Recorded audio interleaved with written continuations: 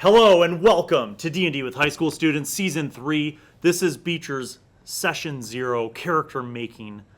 Beecher, welcome back.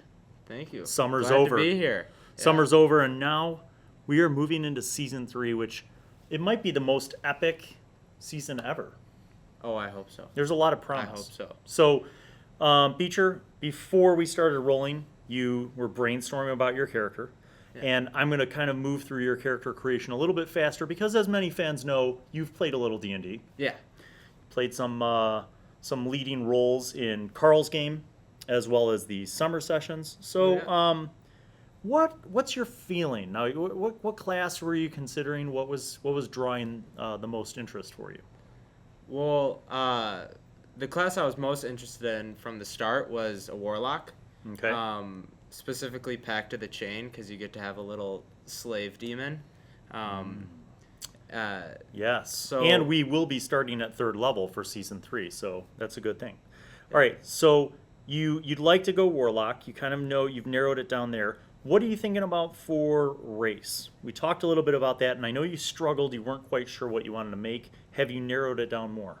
Yeah. So I was looking through Volo's guide, and I took a look at Aasimar and thought it kind of fit it pretty well. And Aasimars have a couple different options, like subrace. And I was looking at, I believe, the Fallen. Here, I'll put this here so Albert can cut to the top shot. So you got the Aasimar here. The benefit is that just on a whole, they all get a charisma bonus of 2. Yeah, which is pretty good for warlocks because that's their operating spellcasting trait. They get some really nice features like dark vision, celestial resistance, healing hands, light bearer. They speak common and celestial, but then you choose a subrace. Now, of the 3, protector, scourge, and fallen, which was the one that drew the most interest from you? Well, I thought all of them were really awesome. Yes. But I thought the fallen kind of fit a warlock better. Yeah. It's a little darker and kind of more grueling. Now, for those who don't know, being a warlock and even being a fallen Aasimar does not necessarily mean you're evil, right? Yeah. Fallen could mean that maybe you made a really big mistake, and now you're atoning for that mistake. Yeah. You're making up for it. You're seeking redemption, which could be a really cool character arc, too. Yeah. All right, so we've narrowed it down, but before we start assigning numbers to this gloriously blank character sheet, first, write your player name up there for me. That's something that I do because I'm a teacher, and it's just, in my habit to make people write their names on their sheets. Oh, yeah. All right, don't worry about your character name yet. Okay. Beecher, you are very accustomed to character creation where you can do point buy or you get the block stats. Yeah. But in my campaign world, because there are certain challenges that exist in my original campaign world, I have a more heroic rolling system. We roll 4d6. We take the best 3. Okay. For 4 of the 6 stats. For 2 of those, I let you reroll once. So I'm just going to do an example here. Let's say you roll, and you get like 6, 6, 5, 1. That 6, 6, 5 is a 17. You might just want to say, all right, I'll keep that. Yeah. But if you rolled like 4, 2, 1, 1, you might want to make that one of your rerolls, okay? Right. So of the 6 total rolls, you get to re-roll 2. All right. With ones, re-rolling ones. Does that make sense? Yeah. If it doesn't, I'll explain it as we go. All right. So, of course, the one thing that we forgot is a pencil. I have a pencil. Oh, good. All right. So here's what I'm going to do. I'm going to have you roll so Albert can cut to the top shot. Roll on this so that everybody at home can see. And this will be your rolls. Okay. So 4, 4, 2, and a 1. Now, do you want to just keep the 4, 4, 2 and go with the 10? I'm going to re-roll that 1. Okay, go ahead. And if you roll a 1 again, you get to re-roll it. Oh, nice. So 4, 4, 4. So 12. I'm just going to jot that down up here for you. So you got a 12. Perfect. All right, go ahead, roll your next roll. So you've used 1 of your re-roll capacities. Nice. I'm keeping that 16. 16. Yeah. Okay, oh, solid. Yeah. All right, go ahead. Ooh. Tough call. So you could go with the 11. Or you could burn up your second reroll of a 1. Now, remember, 8 is the average, so you're still above average even at 11. I'm just going to I'm going to keep it. Okay. Good. So 11. All right, go ahead. It's 11. Ooh. The good thing about being a warlock is there's really only one attribute that's important. Yeah, I'm a keep it. Okay. 3's kind of hard to beat. All right. Now, you've got 2 rolls left. You've only used one of your rerolls. So if your next roll is really good, then your last roll you can reroll any ones you want. All right. Okay. So that is without a doubt a 13. Yeah. Okay. Last one. So if you roll any ones on this last one, you're for sure allowed to reroll one. And if you roll multiple ones, you get to reroll multiple ones. Oh. Shoot. 10. 10. So 12, 16, 11, 11, 13, 10. Now, you get, when you assign these, you get the +2 to charisma for just the base ASMR. And then depending on, all right, so if you choose a fallen, your strength goes up by 1. Which means this. If you put that 16, for example, into charisma, it becomes an 18. If you put the 13 into strength, it becomes a 14. Yeah. And then all the rest of your numbers are straight on down the line. All right. Or you do what you're going to do. You'll have to think about that. Okay. Now remember, what's your primary form of attack as a warlock? Spells. And then, like... So is strength that important? Not really. Okay. So could you save your 13 and put it somewhere else? Oh, yeah. Definitely. Yeah. So you have 11s. You could put an 11 into strength, and that becomes a 12. And then you have a 12, a 13, and that could go into other things like Dex or Constitution. I'm going to already put 10 in Constitution. Okay, take over. So you're in charge. Oh, jeez. 10 in Constitution. I'm curious, why would you do that? All right, Albert, you could cut back to the wide shot. So why would you choose 10 for Constitution? Because Constitution affects your hit points, and maybe the viewers at home want to know your thought process. Well, one of the big things I thought about was I have Eldritch invocations, as well as I was planning to get spells. But those basically, once a long rest, I can give myself temporary hit points. So if I have kind of poopy hit points, I can always just like slap 11 more on. Interesting. Okay. Okay.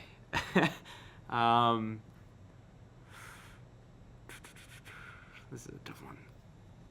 I know what I would do. That doesn't make me feel any better, Bill. Your charisma is your spell casting, like your spell save DC and your spell attack. That's without a doubt going to be your highest thing. Is your warlock. So that 16, put a line through it and write down 18 in your charisma, because you know that that's crucial. I mean, yeah. Right. Now, by process of elimination, your next best roll is that 13, but a 13 is the same bonus as a 12, isn't it? It's still plus 1. Yeah. So where are you putting those? Do you know what bonus a 10 and 11 give you? 0. Do they both give you none? They just give you nothing. Oh, then. If it were me, I'd put the 13 and 12 in dexterity and con, so at least I get plus 1 hit points for every level, and at least I get plus 1 to my AC, because what are warlocks? That's right, they're very squishy. They're like a water balloon. They pop easy. That's why you don't get hit. Mm-hmm. Now, while you're assigning those roles, I'm going to read something for the people at home. And again, if you're just tuning in, Beecher has chosen to make a Fallen ASMR Warlock. This is from Volo's Guide. Necrotic Shroud. Yeah. Quick question. How dependent are warlocks on intelligence and wisdom? I just don't know. Not at all. Just related to your proficiencies. So if you want to take something like Arcana or History, or Medicine or Perception, Wisdom's related to perception. Intelligence is related to academics. A warlock is not a wizard, though, so they don't need those things necessarily, because everything that is driving them is involved with their pact, and their magic is fueled by the force of their will and their personality, which is their charisma. Any other physical traits don't matter other than to benefit initiative or armor class with dexterity or hit points with constitution.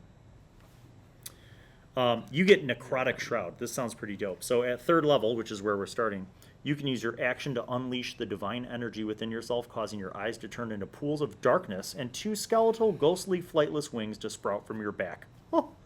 The instant you transform, other creatures within 10 feet of you that can see you must each succeed on a charisma saving throw. There's where your important charisma comes in. Yeah. Or become frightened of you until the end of your next turn. Your transformation lasts for 1 minute or until you end it as a bonus action. During it, once on each of your turns, you can deal extra necrotic damage to one target when you deal damage to it with an attack or a spell. The extra necrotic damage equals your level. So in this case, it gives you a +3 to damage, +3 necrotic damage. Once you use this trait, you can't use it again until you finish a long rest. So just kind of an extra little bonus thing for being a fallen ASMR. Yeah. So where are we at? So I picked 14 for strength, or 13 to go to 14 Right. because some of the warlock spells, there are a lot of like curses and like basically just gives me advantage when I deal attacks on them. Nice. So if I want a high strength, in case if I do like hex them, then I can just hit them hard. Now at this point, all you have left are an 11 and a Yeah, 10, and it which doesn't is- really matter what you put them in because the bonus to either one is just 0. It's just a flat. Okay, so 14 gives you a +2 modifier. 11 gives you nothing. 10 gives you nothing. 12 is +1. And 18, what is that? 18 is 3? +4, buddy. 4. Holy. You're in the big leagues.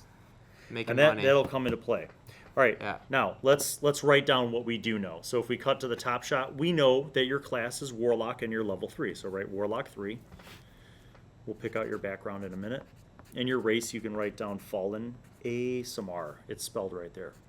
Some people pronounce that race ASMR, but I would argue that since there are not 2 S's, in fact there are 2 A's, it's AASIMAR, it should be pronounced ASMR. Unless you just wanted to be funny and be like, I have an ASMR. Get it? Yeah. Right. Ass. So now let's write down your racial benefits. Okay, so here under your traits, speed is 30. You can write 30. Racial traits. So dark vision, 60 feet. And then we have celestial resistance. And then just in parentheses put necrotic and radiant. That's pretty dope. It's not like you're resistant to just one kind of damage. You're resistant to 2 different kinds of damage. Wait, necrotic and what? Yeah, necrotic and radiant. Now, I want you to read Healing Hands, Light Bearer, these right there, and just write those notes down on your sheet. Okay, Beecher, so you picked out Warlock, you picked out the Fallen ASMR, you've written down all of your racial benefits. Yeah. We need to talk about your background. So what background appealed to you? What are you thinking about for this character concept? I kind of thought about it and wanted to go with more of a stealthy build. So you picked Entertainer. Just kidding. Yeah. I went with Entertainer. Yeah. But I went with Criminal. Okay.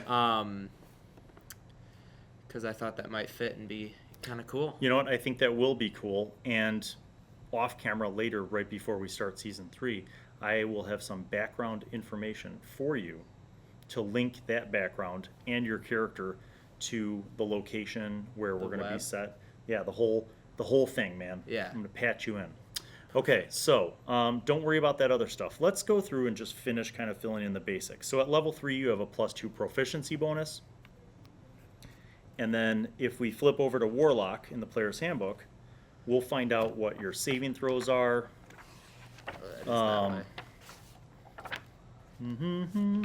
we go. So here we go. So 1d8 hit points per level. Now, typically at first level, not even typically, you don't need to roll. Because at first level, you get max plus your con bonus. And then after that, you typically would roll. Yeah. What I do in my campaign, again, because the death potential is much bigger in my campaign, I will give you the first 5 levels max. So you don't actually, you have a +1 con bonus. So that means 8 + 1 is 9. So you get 9 per level. So you're at 27 for your start. Now your initiative is you have no initiative bonus, so it's just 0 because your dexterity is 11. Yeah. Okay, so we got hit points. We've got we'll get to armor class in a little bit.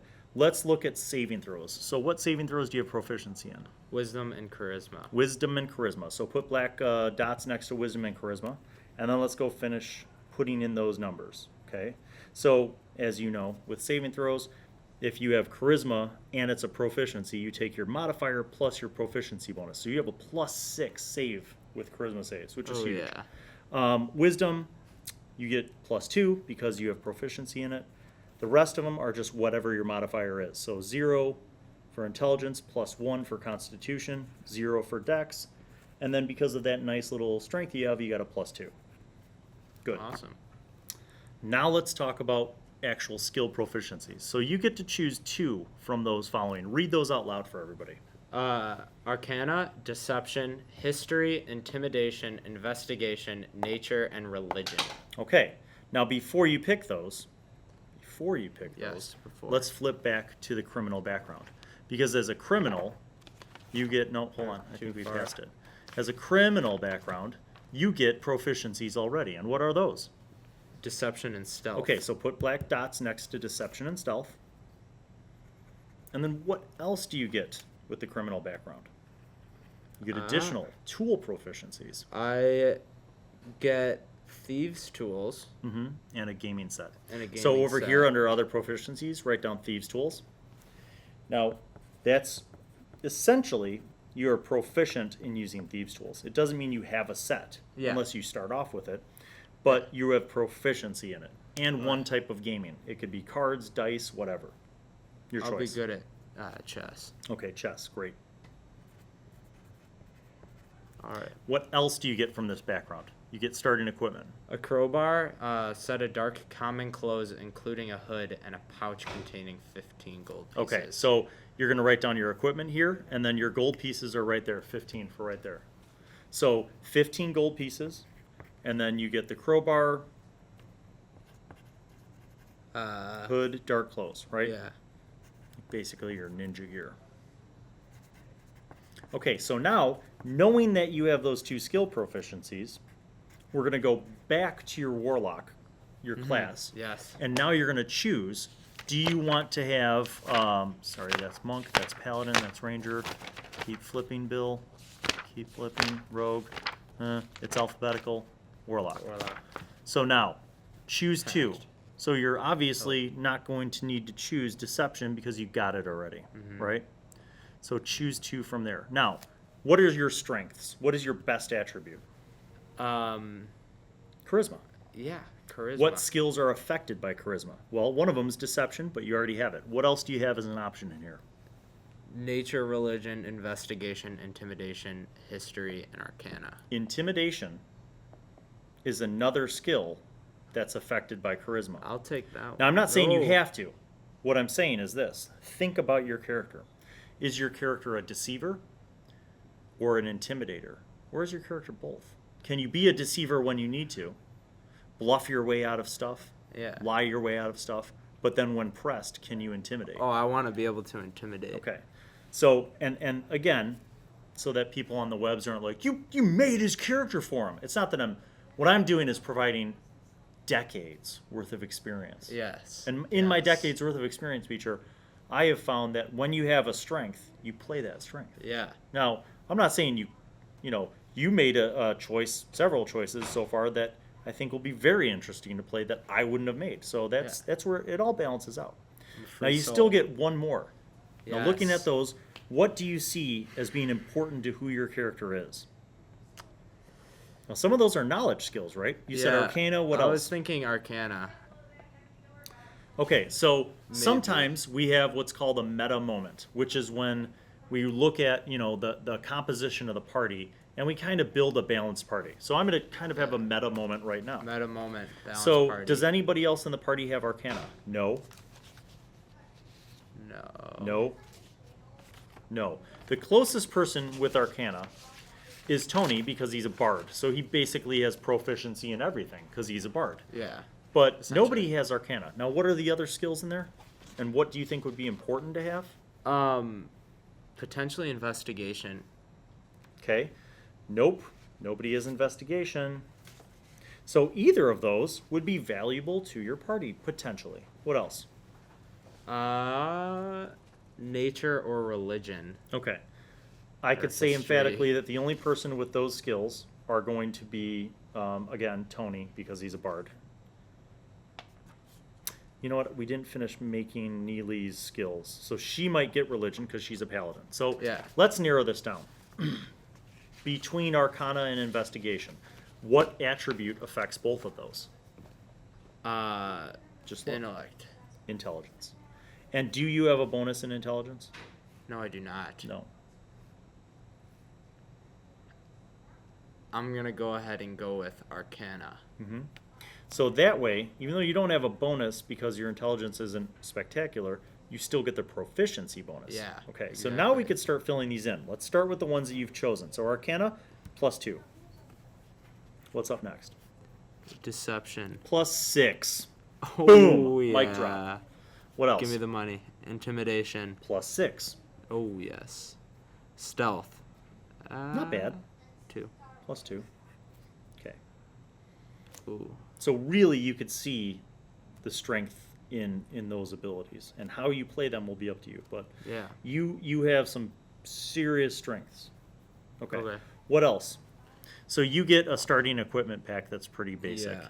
Now, if, I want you, for the people at home, if you're following along in the Player's Handbook, every class has a description of basic equipment that you could start with. Typically, I find that to be lame, because here's why. You have light armor proficiency, and you have simple weapon proficiencies. Beecher, at any point in time, do you think, as a warlock, that you're really going to need, like, simple weapons? You going to use a club? A dagger? I mean, if it comes down to it. Do you know what cantrip warlocks have that no other class gets? It's a little cantrip called Eldritch Blast.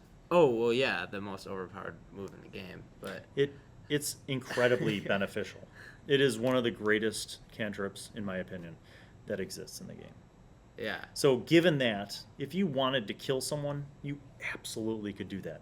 Like, boom, just blast, blast, blast. There's no crossbow, there's no longbow in the game that does that much damage. What is it, D12 or... It's D10. A D10. But wow. here's the stupid, crazy part about it. Because I've played a warlock. In fact, my most recent highest level character ended up being a level 15 warlock. Jesus. Which is stupid. Your spell attack, let's go through your spell attack modifiers. Yeah. Okay. So your spell attack modifier is your proficiency bonus plus your charisma. So that means you have a +6 to hit with Eldritch Blast. The spell save DC against any of your spell attacks, not Eldritch Blast, but anything that would require a saving throw, is 8 + 2 + 4. So 14. You are very spell heavy. You are squishy, but you're very spell heavy. Now, you mentioned that you know what pact you want to do. Yes. You want to do Pact of the Chain so you could have the special familiar? Yes. All right, let's get into the nitty gritty. So flip this sheet over. We're going to come back and fill in all the numbers later. So at 3rd level, write down, you know 2 cantrips, you know 4 spells, and you have 2 spell slots. So the difference between warlocks and a lot of other spellcasting characters is that you know a certain number of spells. You actually know more spells than you have slots for. Do you understand what that means? Yeah, yeah. But you could cycle through those spells after a short rest. Did you know that? Yes. Mm-hmm. Warlocks regain their spells after a short or long rest. That is immensely huge. So you could burn through your spell slots, take a short rest, and you're back in the game. Oh, yeah. Okay. All right. Now, the other thing that you get at 3rd level, you want to write this down because this is important, is 2 invocations. Invocations we'll get to in a second, but they're stupid powerful. Oh, yeah. Okay. And they only get more powerful as you go along. So let's go through this. Spell slots. The Warlock table shows how many spell slots you have. It also shows what level those are. So they're level 2. This is important. To cast one of your Warlock spells of 1st level or higher, you must expend a spell slot. You regain all expended spell slots. So what that means is that, you know how sometimes you cast a 1st level spell? Yeah. and it's just that, but there are some spells where you can cast them at a higher level and it does more. Mm-hmm. When you cast your spells, they're cast at a level 2 power. Wait. That'll make more sense once you pick out your spells. Spells known. So you know 4 spells.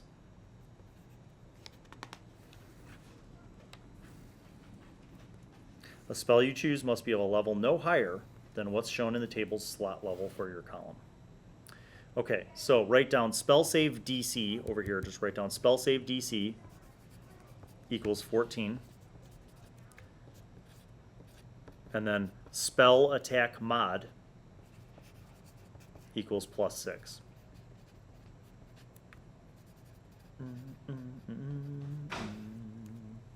Okay, you have 2 Eldritch invocations, right? We'll pick those out in a minute. But you also have chosen a Pact boon.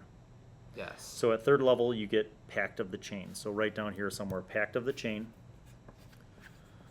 You learn the Find Familiar spell and can cast it as a ritual. The spell doesn't count against your number of spells known. So write down Find Familiar, and then put an asterisk, because you can also choose one of the normal forms for your familiar or a special form. Imp, Pseudo-Dragon, Quasit, or Sprite. Pretty dope. Yeah. Additionally, when you take the attack action, you can forego one of your own attacks to allow your familiar to make an attack of its own with its reaction. So you'll be able to pick out specifically which one you want, but basically it just kind of means that you have the ability to have this familiar, who's your friend, that you can bring out or get rid of whenever you feel like it. Yeah. Okay, otherworldly patrons. So typically, Player's Handbook-wise, there's 3. There's the Archfey, the Fiend, and the Great Old One. Yes. You are going to choose, but off camera, because we're running out of time, I will fill you in as to how these are different in my original world. Okay. So there are still multiple representations for pacts. Yeah. But in terms of choosing something that gives you spells and your choice of different invocations, that we're going to customize to fit in with like my original world. Okay? Okay. So like for example, you might see the Archfey and you get, these different expanded spells. Yeah. You get Fey Presence, Misty Escape at 6th level, or the Fiend, Dark One's Blessing. You get these expended spells. The Great Old One, Awakened Mind, where you can, communicate telepathically. So these are all options. I'm going to let you look at those, and you're going to choose. And then the invocations, remember you get to pick 2 of those. Mm-hmm. Those are going to be connected in a way to what you choose. Okay. So, and there's also some where it's prerequisite levels. Yeah. But, just as an example, Agonizing Blast. When you cast Eldritch Blast, which is your most powerful cantrip, add your Charisma modifier to the damage it heals, or it deals on a hit. Do you understand what that means? Let me just summarize that for you. That means 1d10 plus 4, because you have a plus 4 Charisma. Do you understand that level of insanity? Yeah. Mm-hmm. So that's one example. That's just part of it. Here's another one, Armor of Shadows. You can cast Mage Armor on yourself at will without expending a spell slot or material components. So that crappy AC that you're going to have, because you have no dex modifier and you can only wear light armor, you don't have to wear armor at all. You could walk around in your black clothes, cast Mage Armor on yourself, and now you have a 13 AC, which is like you were wearing studded leather. Or find something else. So what you're going to do off camera is go through these options, pick out the ones you want, and then I'll recap with you just to make sure, before we play, just to make sure it's all legit. I'll give you some background information to tie you into the world that we're going to be in. Okay. And then we'll be ready to go. Sweet. So that, in summary, is the complex building of a very interesting build for a warlock. All right. Thanks for watching that video. Make sure that you like and subscribe, and don't forget to check out a lot of the other great content that I have on the channel. It's really awesome. You should check it out. I know what I'm talking about.